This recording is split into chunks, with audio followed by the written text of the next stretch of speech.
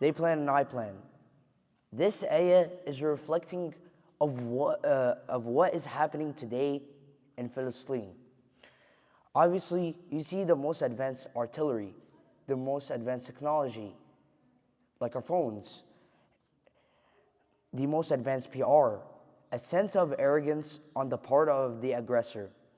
And you see our brothers and sisters, and you think, how are they going to be able to overcome this?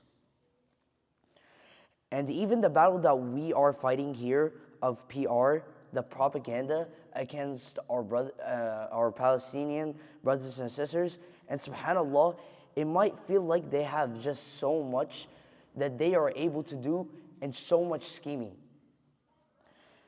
What are we going to be able to do to be actually able to fight back with that?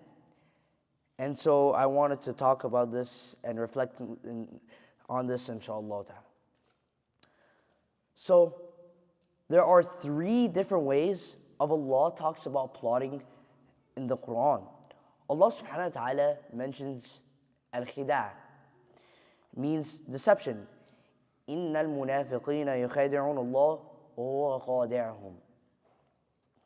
That verily the hypocrites seek to deceive Allah subhanahu wa ta'ala, and in reality, He's deceiving them. The second word, al-makr. وَمَكَرُوا وَمَكْرُ اللَّهِ وَاللَّهُ خَيْرُ الْمَاكِرِينَ. They plot, they scheme, and Allah subhanahu wa ta'ala plots as well, and Allah subhanahu wa ta'ala is the best of those who plot. And then finally, a word, al-kaid. إِنَّهُمْ يَكِيدُونَ كَيْدًا وَأَكِيدُ كَيْدًا. In that verily, they plot, and I plot, and they plan, and I plan. SubhanAllah, once you start to break these 3 things down, you see the wisdom of Allah subhanahu wa ta'ala and how He addresses them. It relates of what we are seeing today in Palestine, and the comprehensive in this regard. When Allah subhanahu wa ta'ala speaks about al-khida' and al-makr, the 2 types of deception, both of these are elements of scheming that involve a surprise attack. They involve the idea in deception in their own way.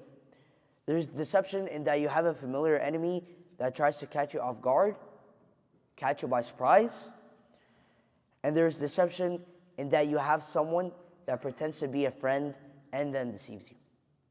So surprise attack and surprise enemy. And you'll see why this is relevant as you're reading through the Quran. As for al-khida', Allah subhanahu wa ta'ala only uses this word in regards to the internal enemies of Prophet sallallahu alayhi wa sallam in Medina.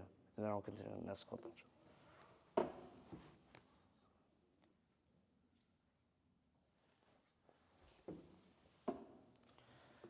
Alhamdulillah Rabbil Alameen, wa salatu salam ala Sayyidina al-Mursaleen. Right now, as you see, there is a relationship from this story to the real world, from the past to comparing from right now.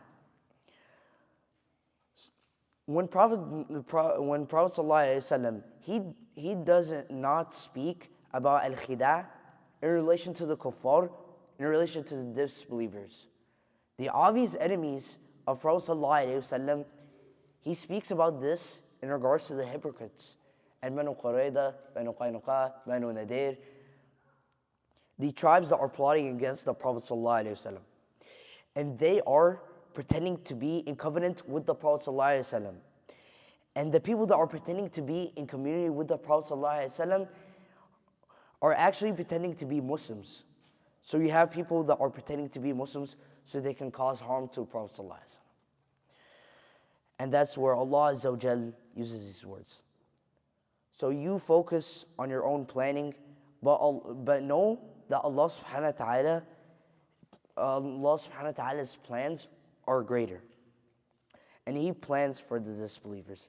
And He plans against those who seek to harm them. May Allah subhanahu wa ta'ala support our brothers and sisters in Gaza in these difficult times.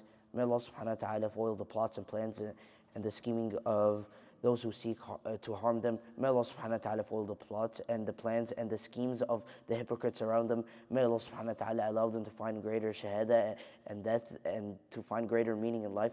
May Allah subhanahu wa ta'ala restore to them their land. May Allah subhanahu wa ta'ala restore to them their dignity. May Allah subhanahu wa ta'ala allow us all to play in a liberated Masjid al-Aqsa. Allahumma ameen. Wassalamu alaikum wa rahmatullahi wa barakatuh.